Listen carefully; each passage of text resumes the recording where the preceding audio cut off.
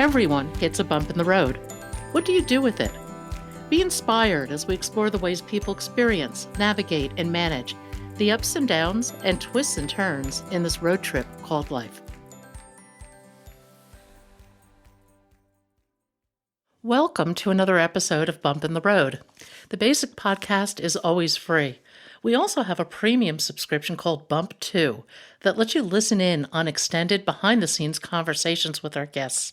Check it out at www.bumpintheroad.us. Bobbi Gibb is an inspiration. She grew up in the 1950s and 60s when women were banned from the Harvard Library and denied access to credit. They were even barred from the Boston Marathon. A woman, it was thought, biologically, couldn't run any significant distance. Well, Bobbi proved them wrong. She snuck into the Boston Marathon and finished in the top third. And in doing so, she changed the paradigm of the day and the direction of our very culture. Bobbi, welcome to Bump in the Road. If you would, tell us your story. Oh, hi, Pat.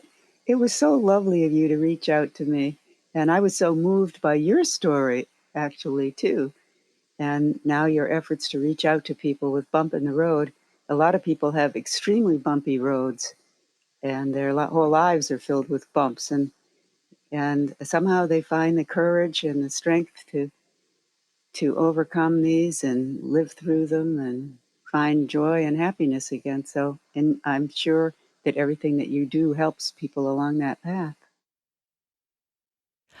You have a remarkable story. And my story, oh gosh, I don't know where to begin. I mean, I was born in the middle of World War II, if that helps. I know. So that was my beginning. And I often laugh at my parents because, um, there was Pearl Harbor, and I was born maybe 9 months after Pearl Harbor, something like that. And I said, and I kid my parents. I said, "Oh, so it was Pearl Harbor. So you decided what to do? Oh, let's have a baby." And I'm like, "Gosh, no, okay." And I said, "What an incredible time to bring a child or children into the world," and yet that's what people did. And actually, it was a very interesting time to come into the world because it meant that you came into young adulthood in the 60s, which was a very interesting period. Yeah, I grew up in the 50s and 60s, and and if you want to talk about what life was like for women then, I just look at my mom, who was a very intelligent, talented woman, and totally frustrated with just being limited to housework and shopping and what kind of detergent to use. And then you'd look on TV and you'd see these women infatuated with their vacuum cleaners and wearing little aprons and dancing around. And this is what women were supposed to be. Pretty much all the professions were close to women. So if you were a woman, you were very confined in what you could do, and very few opportunities to go to medical school or law school or engage in politics or anything, really. It was very frustrating. And I just looked at her and all of her suburban friends sitting around eating tranquilizers, taking tranquilizers and drinking wine to dull the pain of their unfulfilled lives. Not that they didn't love their husbands. My mom loved my dad and he loved her. But when you have so much more to give to the world and you're denied the opportunity to give it, it's extremely frustrating. Just to take people back, I mean, women, well, we could vote. Wow. Um, we couldn't get credit cards in our own name. The idea of getting a mortgage was not a possibility, I don't believe. Right. It was such a different world, and I like to go back to that period, partly to contrast it with where we are today, because I think a lot of younger women really don't have a sense of how much things have changed. Well, we had to change them. I mean, how we struggled to change these things is the thing. I mean, when my mother was a little girl, the women didn't even have votes, and then there were all those courageous women, the suffragettes, who fought for the vote and finally got the vote. So it's no, you don't just sit around and things change. You have to go out and make things change. You have to make the world better. That's always been my, of course, growing up in the 60s, growing up in the 60s, that was my my goal in life was to make the world better. And I wasn't thinking about how to get a lot of money or anything like that. I was thinking about I look out in the world and I see everything going wrong. I mean, and not wrong, but I see all these problems. And of course, we grew up in the middle of the civil rights and the Vietnam War and the war demonstrations and the whole country split in the hawks and the doves who were in favor of the war, who were against the Vietnam War. And of course, I actually remember parts of World War II. I remember the blackouts. I remember the black uh, shades we had in our house to pull them. I lived I partly, in part of that time, lived on the seacoast, and there were enemy submarines patrolling off the coast, and there was a Coast Guard station right on the street where we lived, right on the water, and a radar tower going round and around and round, tracing the submarines. And so you when you're born into this thing, you realize not only that your life is fragile, but the life of the whole society, in fact, the whole world is fragile. Well, and I think Vietnam in particular was a very personal war for a lot of people. We knew people had draft numbers, we knew people that went over there. The discussion of whether or not to go to Canada and all the angst that went with these decisions was very real. Yeah, and again, it's United States. I love this country, and I love this country, and I see how we created this incredible thing, a democracy where everyone has civil rights and everyone has equal protection of the law. This is our ideal, and we keep working towards it, and we work towards it and work towards it, and and we see something going wrong in the world. We see a dictator that's oppressing his people and so forth, and we think we need to rush over there and help these people. And so a lot of people thought, oh, we're helping these poor South Vietnamese who are being, exploited and attacked and so forth. And so we fight all these fights that we think are good, but sometimes our involvement with them doesn't have the consequences that we think it's going to have. And so, I think I've always thought what we really need to do is go around the world and help people and set up schools and help people grow food and invest in other people and people's countries and sort of do the Marshall Plan. The Marshall Plan was fantastic. I mean, after World War II, the first time in history that a nation who had won a war turned around and helped friend and foe alike rebuild. I mean, this is incredible. Always before wars, the conquering country would come in, they'd decimate the population, they'd enslave the population, they'd steal their resources, and they'd set up some kind of dictatorship on the conquered territory.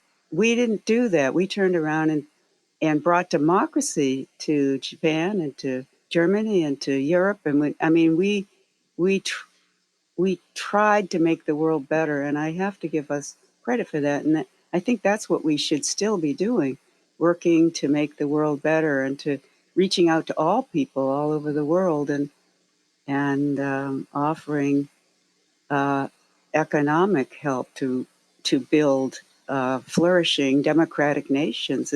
I don't see any other way besides democracy of maintaining our human rights and our civil rights. And I do believe that we need to work for human rights for every person on earth, human and civil rights. And as soon as there's a dictatorship, you've lost your human rights and your civil rights.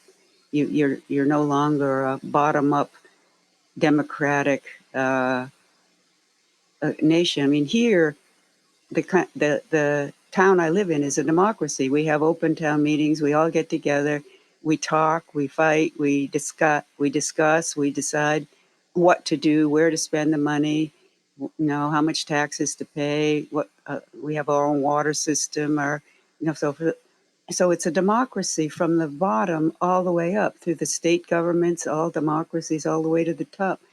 And so it's an extremely resilient form of social and economic structure. And I love, so I love this country. I love the people who make this country. There's so many millions of people out there doing good things that you never hear about and you never read about in the paper. You read about all this bad stuff in the paper, but there are millions of people doing good stuff that you never, and they're not even looking for recognition or money or anything. They're just doing what needs to be done. And I find that so moving. I think following your heart is really powerful. And I'd like to go back to the 60s and talk a little bit about how running came into your life and how that really led you down a path that maybe you never would have planned and a path that changed a lot of lives. Well, yeah, running. There wasn't any running movement or women's movement or anything in the '60s, in the middle '60s. Um, there, as far as running, I've always run. I mean, I started running when I was probably 3, 4 years old. Probably three. As soon as I could stand up and walk, I could run. And my dad used to take me to a park near where we lived, and I'd run and run and run. I just love this feeling of being alive and running. I'd see a field of beautiful green grass, and I'd run as fast as my little legs could carry me. And I just had this feeling being alive here on planet Earth. And as I grew and I learned more and more about nature and about being on the Earth and the solar system and the universe and so on, I became more and more amazed at this incredible place where we live. The universe. The universe is where we live. And and my dad was a scientist, and of course I loved science. And the more I learned about science, the more amazed I was at this thing. And we go out at night and we look up at with the telescope, and we'd see the moons of Jupiter. And it was just amazing to look out and to see, and then to learn about atoms and molecules. And wow, this is amazing. And I keep saying, why bother with all this? Why not just one big void? I mean, this is incredible. Why and how? And I didn't see any discrepancy between spirituality and science, because to me, science was kind of a spiritual experience. It was just a sense of wonder at all this exists. And of course, running, I always run. Running gave me that sense of being alive, of being connected to the universe. And you breathe in and out. You breathe the air in, the oxygen that's created by the green plants. And you're part of this. You're related to everything, related to the trees, you're related to the animals, to the little tiny paramecium that we used to look at under my microscope that swim around, the amoebas in the local pond and so forth. We're all related. And to me, that's a spiritual revelation, a spiritual experience, to feel that we are one with all this. And the iron um, molecules in your blood were formed in the cores of ancient stars. I mean, we are the universe. We in the universe. We're made of the universe. The universe is kind of itself, making itself as us, looking at itself with our eyes. And to me, this gave me a sense of being at one with everything, with, of course, other people, and this sense I had at a very, very early age of love, like being surrounded by this huge sense of love, this huge, where I lived in Watertown, there's a huge chestnut tree in the backyard, and I used to play outside under the chestnut tree. And I remember so clearly looking up and seeing the sun kind of shimmering down through the leaves, and feeling the bark on this chestnut tree, and feeling surrounded by love. And my Nana was this beautiful, loving, motherly woman. I got whooping cough when I was 3 years old, and I probably would have died, but she swooped in and took me to her home by the sea, and healed me. I mean, and it was her love, I think, that healed me. And so I've always had this sense of being surrounded by love, love for other people, love for nature, love for animals, love for the earth and the universe. And that that love was what really impelled me to run, was that sense of love. It's the same sense of love. It's why I do the artwork now. It's the same sense of love. And that's been the core of my life. That love is amazing, and I think it's something that people who spend time outdoors share. And I one of the things that really strikes me about your story is how you ran out of just absolute love. And yet, in the tangible so called real world, you ran into so many obstacles. I mean, you were noted as being a very talented person with great potential in the scientific arena, but that wasn't a door that was open to you at the time. Right, right. And this was the problem. It was very difficult to get into grad school in the sciences, and medical school when I applied told me I was too pretty. I'd upset the boys in the lab and they had to save the places in medical school for men who were actually going to practice medicine. Obviously, I was just going to get married and be a housewife. So this became a self-fulfilling kind of system where you're not allowed to do something. So, of course, you never do it. And I mean, it's worse than that. It's prejudice. It's prejudice. It's like if you're not allowed to do something, how do you even know you can do it? So, That's so true. this is true of women, and women didn't know they could do these things. A lot of women, and there were some women who broke through and actually had the courage and whatever it takes to do these things. Well, and you were one of them. I mean, you trained 2 years for the Boston Right. Marathon.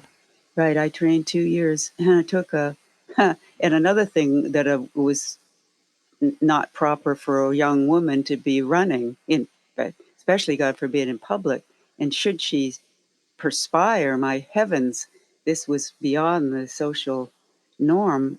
So I was up against constraints that were supposed to be inner constraints because certainly my mother certainly tried to enforce these things on me, the same deadening social norms that had made her life so miserable because she thought it was for my own good. How could I survive? Because in those days you had to get married if you were a woman. There's no other way to survive economically or socially. I mean, you couldn't, so there were all these constraints, inner and external constraints that I was fuming about as I came in through adolescence. And then, of course, I could see what was coming down the road, and I thought, well, I'll go up to the wilds of Canada and live with my dogs and in the woods, and I am not going to do this. I'm not going to play this role. I want to, be who I am, and I want everybody to be who I really believe that everyone came to this earth with something to give to the world, and that we need to provide the opportunities for people to give what they came to give, and not exclude millions of people just because they belong to a certain group. I've always said it's not what group you belong to; it's who you are as a person that matters. And so I was fighting against this, but I didn't know how yet. I didn't know how to. I knew I wanted to change it, but I didn't know how. And but go ahead. No, no, talk a little bit about the Boston Marathon experience because in that experience, you were a pivotal person who started an enormous amount of change in our Well, society. that's what I wanted. So I first saw the Boston Marathon in 1964. And again, I fell in love with this thing. I was running, and this is the first time I had ever seen people running en masse like this, people running, and it just reverberated with something deep inside of me, something deeply human. Like I could just see the plains of Central Africa and the first human beings running across the plain. It was something so fundamentally human about this. And I just fell in love with it, and I wanted to be part of it.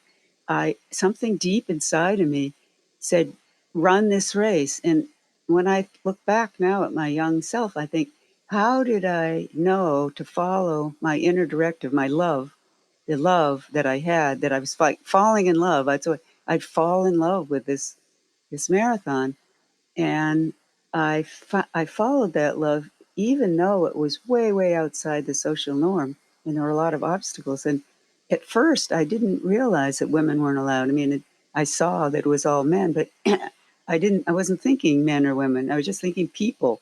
And so I started to train. I didn't know how to train. I didn't have a coach. There were no running books. There was no running movement. There were no running magazines. And as far as I knew, the Boston Marathon was the only marathon in the United States. And so I just started running longer and longer distances with my dog, the neighborhood dogs in the woods. And I try 1 mile and then 2 miles, then 3 miles, 5 miles, and till I could run further and further distances. Then I met a young man at Tufts University, where I was a student at the School of Special Studies there. I was studying physics and math and biology, and these things were thought to be useless for a woman to study. Like my mother, what are you going to do with that? You should get typing to have something to fall back on. And how are you going to find a husband if you're running around in the woods with the dogs? And so there was a lot of pressure not to do these things, but I loved science and I loved running, and I followed those things, even against all the social prescriptions against those things for women. I find it so interesting, though. I mean, you had to sneak into the Boston Marathon in order to run it, and the guys there were really supportive. Yeah, this is what people need to understand.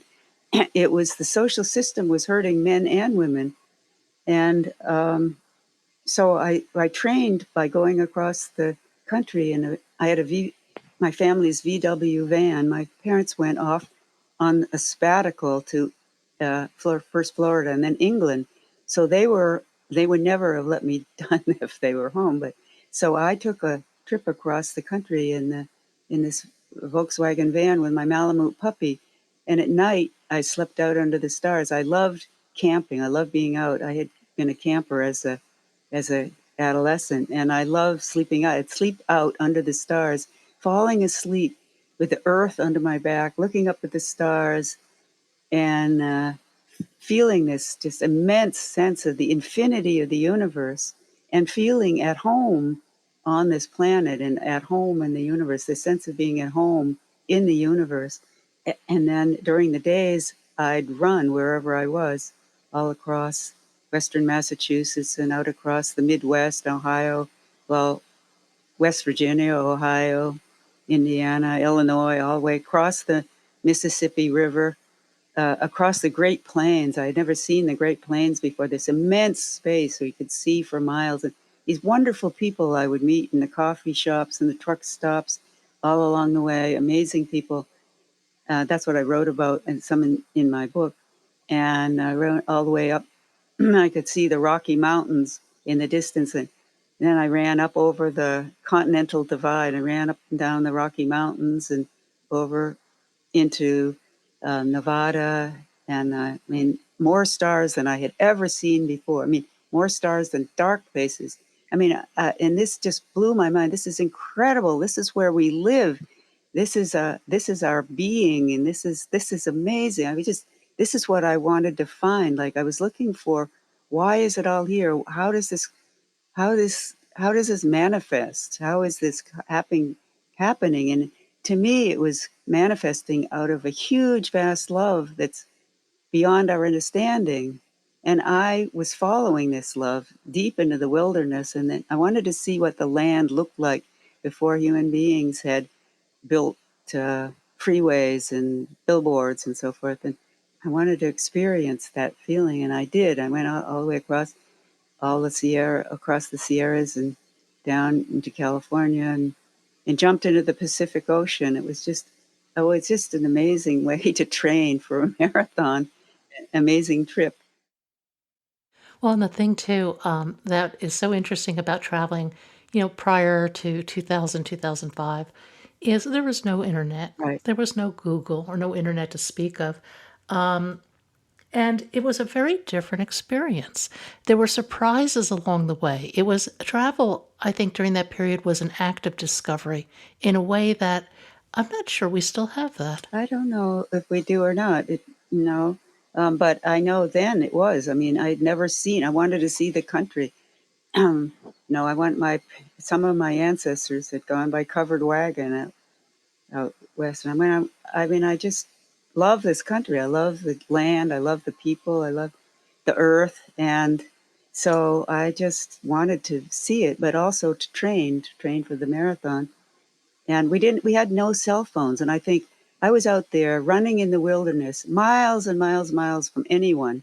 Like some places I was 100 miles from, I actually was a sign on the road that said 100 miles to next services. And I said, oh, great, this is a place, and this is where I want to be. So, and I was running up and down uncharted mountains, no cell phone. Nobody knew where I was. And a couple of times. One time I almost died. I was jumping a bush, and on the other side there was a huge hole about, I don't know how wide it was, but I was headed right for this drill hole that hadn't been covered up, and I threw myself to one side and I landed, luckily, with my feet dangling over the edge, but I was able to pull myself out of this hole. And then afterwards, I crept back and I threw some pebbles down the hole to see how deep it was. And I never heard the pebbles hit ground. I mean, it was so deep. It was some kind of drill hole. And I mean, so these unexpected things happen. And another time I was running in the mountains and I was jumping down from ledge to ledge. And I suddenly stopped for no reason. I just stopped on a ledge. And some pebbles rolled over and down to the ledge. And suddenly there was a rattlesnake, tick, tick, tick, tick, tick, tick, tick, coiled up, ready to strike on the ledge below me. And I thought, oh, God, if I came within seconds of jumping down onto that rattlesnake. And I thought, oh, thank you, all the gods of the universe and higher power and everything, instinct, whatever it was that stopped me. And so you run into these things along the way that could end your life, actually. And you don't see them coming. Your preparation for the Boston Marathon went way above anything that I think most people probably did, and you finished in the top third of the pack, which is also just astonishing. I mean, with bad shoes, blisters, everything. When you crossed that finish line, what were you thinking? Well, I was thinking, wow, this is the end of a long journey. I had set this goal 2 years before in 64, and I'd worked every day, running every day through all kinds of weather, all kinds of terrain, and so forth, with this goal in mind. And this was a goal, it was probably the first goal that I had set for myself. It wasn't schoolwork that I had to do or something my parents told me I should do. It was something that I had fallen in love with, and I was following this goal. And it was this tremendous sense of, I don't know, victory or satisfaction or whatever. But I'll back up a little bit because I had written for my application from California in 1966. I had written for my application probably in February or March of that year. And they had sent me back a letter that said, women are not physiologically able to run marathon distances. We can't take the medical liability. And furthermore, it's a men's division race. And of course, women aren't qualified to run men's division races any more than men are qualified to run in women's division races. That's basic rule. And so at that point, I could have just said, oh, darn, here it is again. I'm not going to do it. But I was furious. I was so angry. I remember I crumpled the letter up. I threw it on the floor. I ran out the door. I was living in San Diego at the time. I ran. I started running north. I ran 20 miles all the way to the Del Mar beach. And that night I slept on the beach. And in the morning I woke up and I said, I have to run. Now it's more important than ever that I run this race. Because finally I saw a chink in the armor. I saw a way I could change the way people think about women. I could actually change social consciousness if I could do this thing and do it well. So I realized that if I could run this race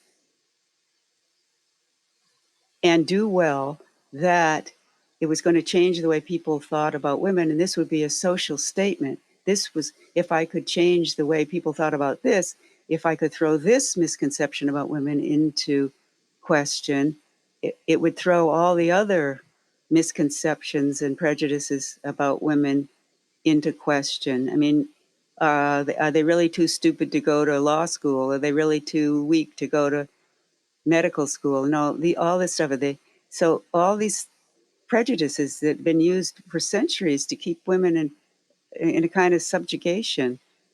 I could throw this into question. So at that point, it became more than just falling in love with a marathon and doing it because I loved it and my own personal challenge. It became a way for me, if possible, if I possibly could, to change social consciousness. So now I had an even bigger calling, so to speak. So as I was running, I was very aware that I had this responsibility to, if I had dropped out or fallen over or something, it it would have set women back another 50 years. And so I had this responsibility to run it and run it well. That and I had come from California. I was then living in California by bus. I arrived here the day before the race, Boston, and called my parents, who didn't know that I was training for the Boston Marathon. And they said, "Oh, hi, where are you? Boston, what are you doing in Boston?" I came to run the Boston Marathon. My dad thought I was delusional. He actually thought, poor dear, she's finally gone around the bend. She thinks she's going to run the marathon. And he thought I'd probably die if I ran the marathon. So he was very upset and worried. And, but they came and picked me up and they came home, fed me a big roast beef dinner. And the next day, of course, I had to get out to Hopkinton, the beginning of the race.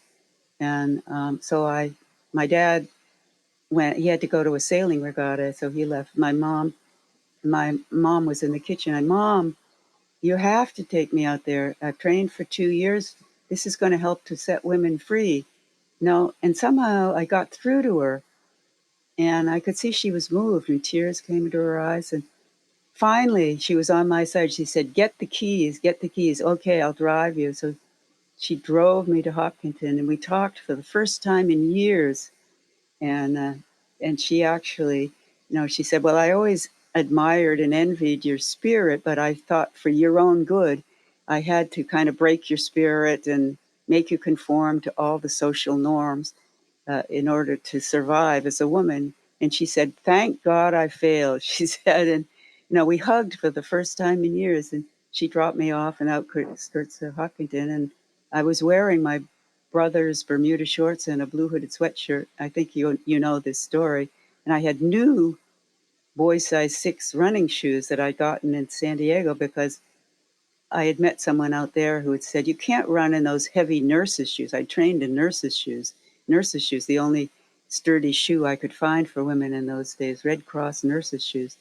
And so, you've got to wear something light. Get boys running. So I got boys running shoes. When they gave me horrible blisters, I didn't know you're supposed to break them in. They had very thin soles. And unlike my nurses' shoes, had nice thick. So I was running. I had horrible blisters. And I didn't know you're supposed to drink water. So I ran the whole race with no water. It was a fairly hot day. And so, despite all that, all those, and having come 3 days on a bus from California, I still finished ahead of 2/3 of the pack. But I have to say the men were really, really nice. As you said, they quickly, in the very beginning of the race, just a few minutes out of the start, out of Hopkinton, the men behind me, studying my anatomy from the rear, realized I was a woman and started saying, "Is that a girl? Is that a girl?" And I turned around and smiled. I knew I had to keep it upbeat and light. And it is a girl. And that, they said, "Oh, I wish my girlfriend would run. I wish my wife would run." I could see that these men wanted to share their love of running with the women in their lives. And so they were so happy to have me there. And I said, "I'm afraid if I take off my sweatshirt, they'll see I'm a woman and throw me out." They said, "We won't let them throw you out. It's a free road." So, so that was wonderful to have this. So they were my brothers, my friends. We were pals, and we ran all the way to Boston together.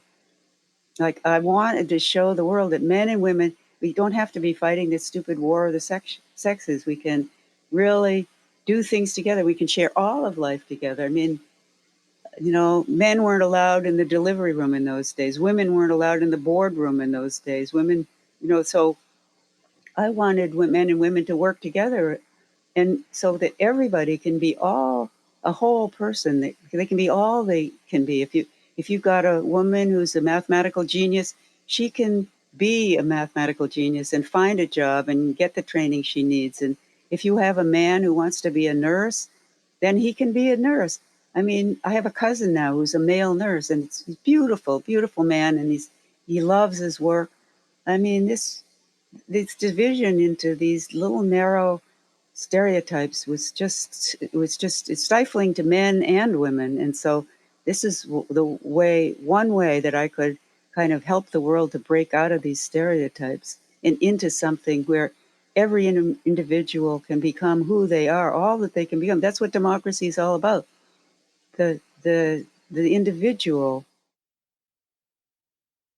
Your timing in finishing the Boston Marathon societally was amazing because you really sparked something in people. I mean, through the race, the one thing that really struck me was how everybody welcomed you. The men welcomed you, the women at Wellesley cheered you on. And finally, the governor showed up at the end of the race to congratulate Right, the you. governor of Volpe came down and shook my hand, and yeah, that was neat. A big part of this wonderful race. I always, whenever I go back to Boston, I go back just about every year, and I say, this is my second family. And a big part of the race is the spectators, the people along the way. And the neat thing about a marathon is one year you can be a spectator, and the next year you can actually be a participant. And that's fantastic. I was curious. I wanted to ask you why you titled your book Wind in the Fire. Because it comes from a phrase. um, I had fallen in love with this young man. He's a minister's son, John, and he and I were sitting in front of the fireplace, one of our first times together, and there was a fireplace fire going. And if you ever sat in front of a fireplace fire, it makes a little flam, flam, flam, flams. It pulls the air in around it because the hot heat rising pulls the air in. And so I said to him, I turned to him and I said, don't you love the sound that the fire makes, that little flam, flam, flam sound? It's like the wind in your ears when you run. And so then when I got out across the plains and the Great Plains, I had an inverse of that thing, and I'm hearing the wind, that hot wind that blows across the plains in my ears, and it's going flam, flam, flam, like the wind and the fire. And wind is like spirit, and fire is like passion. And so it's like the spirit and the passion blend together into this love of the universe. This, like I was in love with the universe, and running was just like a human expression of it. You after running the marathon, or actually during, I think you were in school. You went to art school and then to law school. What I find your time in art school amazing because I've seen your art and it's just breathtaking. It's incredible. It has so much love and energy in it. And I found it kind of interesting that after art school you went to law school. What motivated that? Well, there was a step in between there. I love science. I absolutely love science. And I had wanted to be a doctor, and I had taken all my pre med requirements. I actually transferred out to the University of California in San Diego, and I finished my degree there. It's a wonderful school for science, a lot of science research going on there. And I loved physics and math and science and philosophy. I majored in philosophy and I minored in math. And I took all my pre med requirements with a lot of biochemistry and so forth. And I'm just fascinated by the more I learned. And then I worked in the field of neuroscience later on.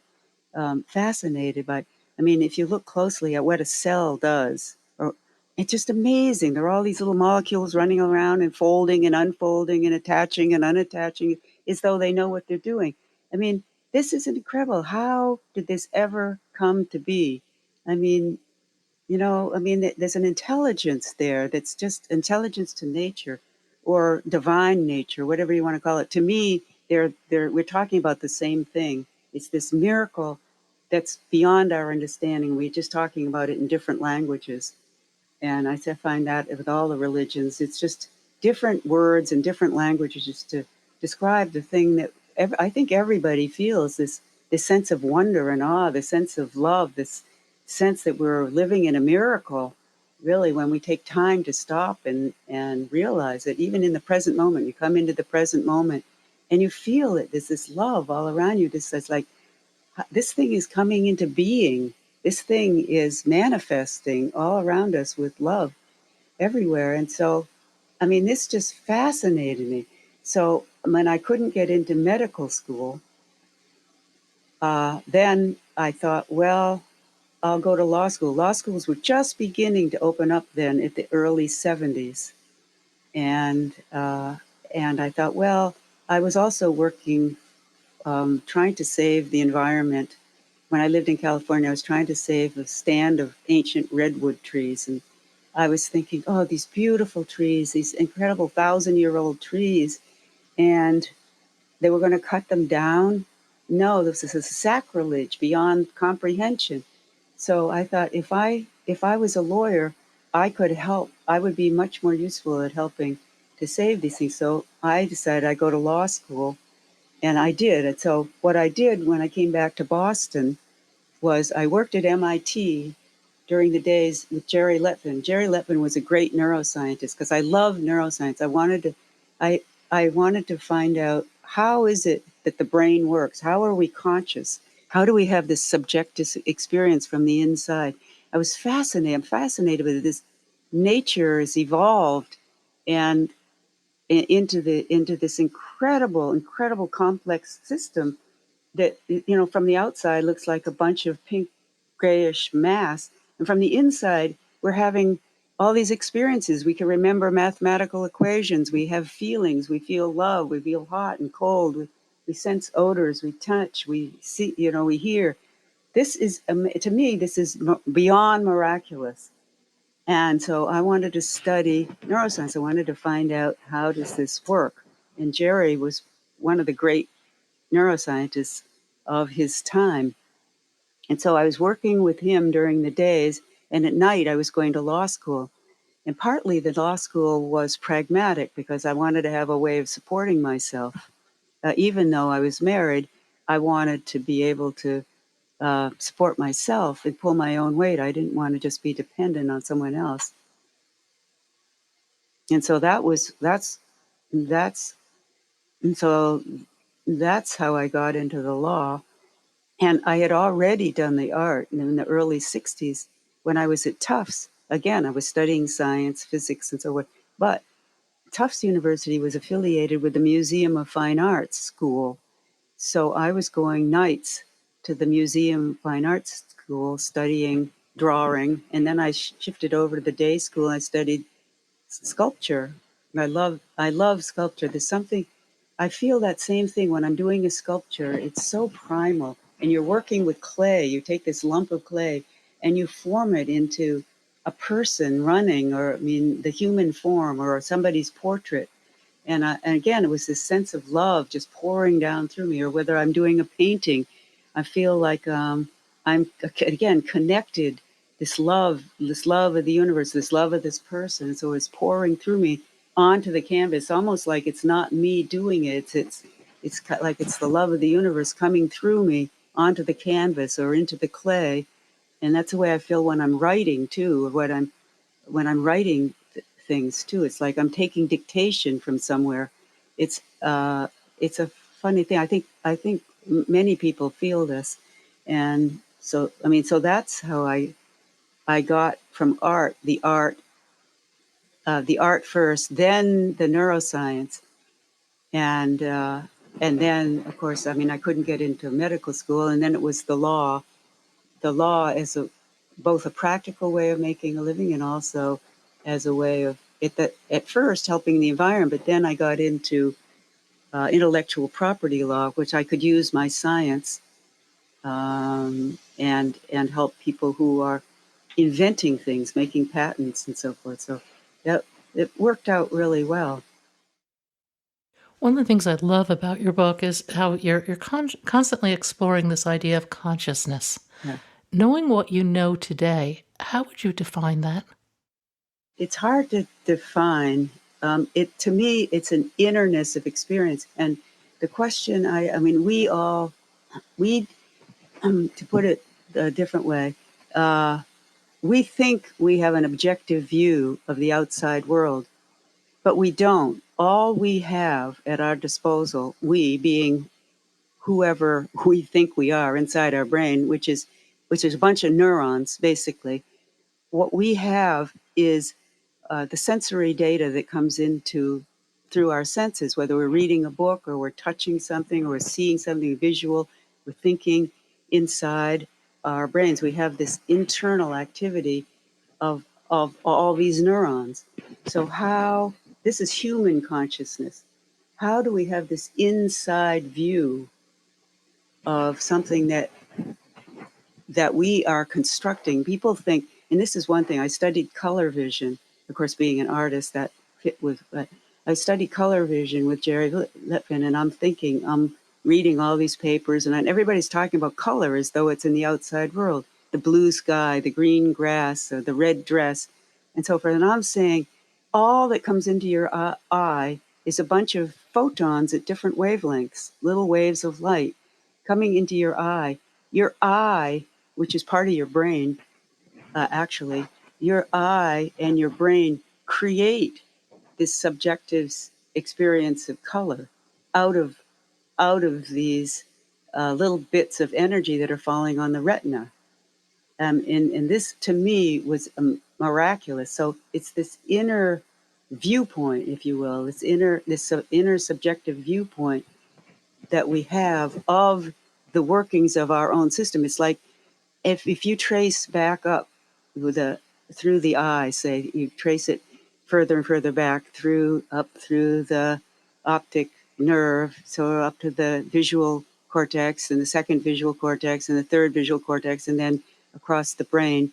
There is no little man in there looking at the TV screen. There is no TV screen. There is no little man. It's not, we think, we talk like our arms, our legs, our eyes, our perceptions, like this R is part is a bunch of nerves that identifies itself as us. It's just, to me, this is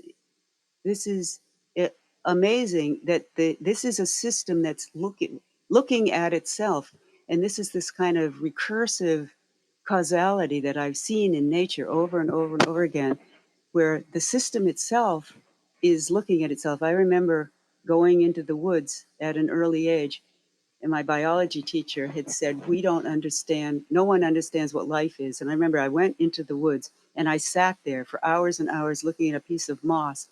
And I said, I'm going to sit here until I understand what is making this moss living. Is it something inside the moss that's making it living? And if so, what's making that thing that's inside the moss living? What is it? What is this livingness? Is it a spirit? People thought it was some kind of invisible spirit that inhabited these living systems, and the living systems were sort of like mechanisms. And I'm saying, no, it's not a mechanism at all. This thing is making itself. It's building itself. It's building itself out of the energy of the light, and the materials that it's getting through its roots. It's building itself. It's using the energy and the materials of environment to build itself. But how does it build itself until it exists to build itself? Because there's that circular reality that I talk about so much in my book. And there's this where the thing that's caused is causing its own being. So this was living system. I'd already seen that living systems have this paradoxical reflexive self creativity. It's creating itself into existence, not from nothing, but from the materials and energy of its environment. It's creating itself into being. Now I'm seeing in the brain, here's a system with the same reflexive quality. It's a system that's not only creating itself into being. I mean, when you think that we all began with a single cell, the egg cell, the fertilized egg cell, we all began from that. And from that egg, this egg cell creates itself, being nourished, of course, by the amniotic fluids and so forth, being nourished. It creates itself into a fully formed human being. this is miraculous beyond belief. I remember when I was pregnant, I was feeling this baby, this little one-celled creature is creating itself from the whole universe. I mean, I could feel the whole universe coming in and creating itself into this being, and this the cells divide and then they differentiate and they divide and they differentiate and so forth. It knows it knows how to create itself, and it has this sort of intentionality, and it's not the way we experience, like I'm going to go to the store. It's a different kind of intentionality. I write about this in the book a lot. This fascinates me, like that. I remember looking under a microscope at a beating heart on the yolk of an egg and saying, how does this heart know, first of all, how to form itself, and second of all, that it's going to be a heart and it's going to be a chick and it's going to be a chicken. It forms itself not just to be a heart, it forms itself in order to be a chicken. This is incredible. So this little cell inside of us, I mean, this is the miracle of one thing I love about being a woman is being able to be pregnant, I mean, to make love, of course, with a man that you love, and to have this little being growing from a cell into a into a baby.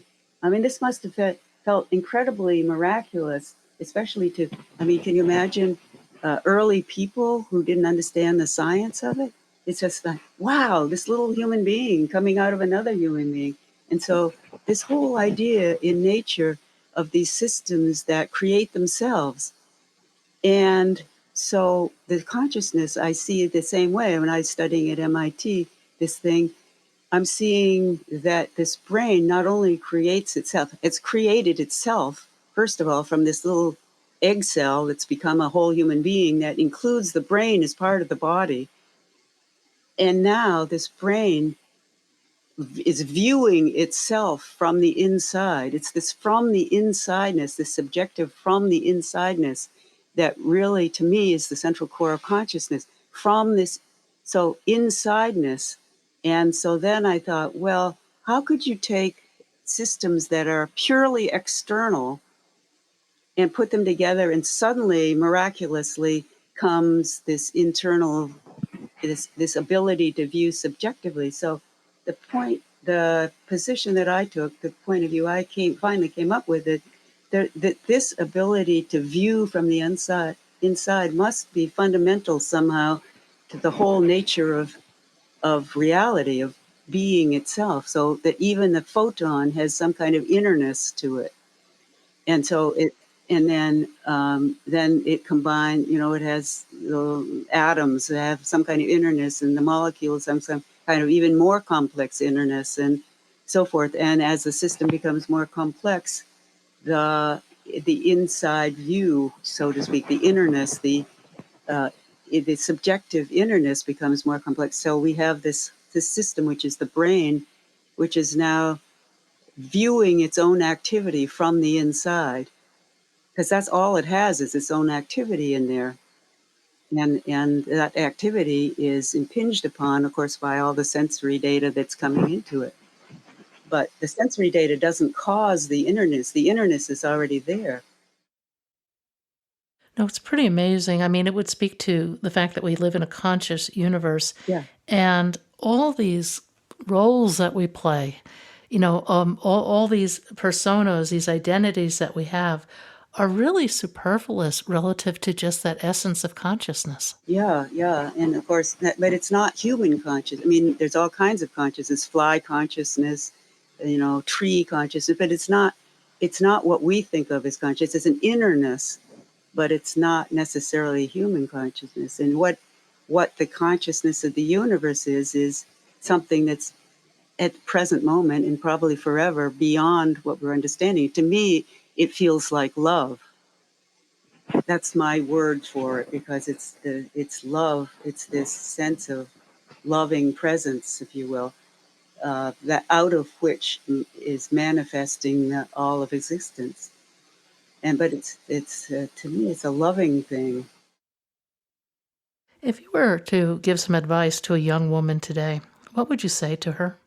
Well, I think the sacredness of her own being, and the sacredness of the world and the sacredness of other beings. I mean, we're all beings. I always think we're all sacred beings, and treating each other with that sense of love and devotion and sense of sacredness. The earth is a sacred being, and treating it with love and respect and loving. And I do think love is the central core. And love is it's kind of a feeling that we have, but it's also of the reality that everything is connected to everything else all throughout the universe in this beautiful, harmonious, loving way. And so we're all connected to each other. And so it's remembering that when we act and when we treat other people with love and consideration, and we treat the earth with love. And to me, it also has a sense of gratefulness. I'm always, every day I do through all my I'm grateful for the earth. I'm grateful for the universe. I'm grateful for this food. I'm grateful for the farmers who grew the food. I'm grateful for the plant. I'm grateful for the people who drove the food to market. And I go through all this. If you think about it, everything we have is so connected to the whole earth and to so many thousands of other people who make our lives possible.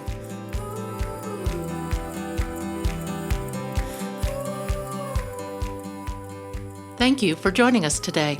I hope you found something in today's podcast that inspires you along your own life's path, because sometimes a bump in the road is actually a portal into a more conscious and meaningful life. You can subscribe to our free podcast at www.bumpintheroad.us or become a premium member to hear the full conversation. Just go to www.bumpintheroad.us for more information and to sign up.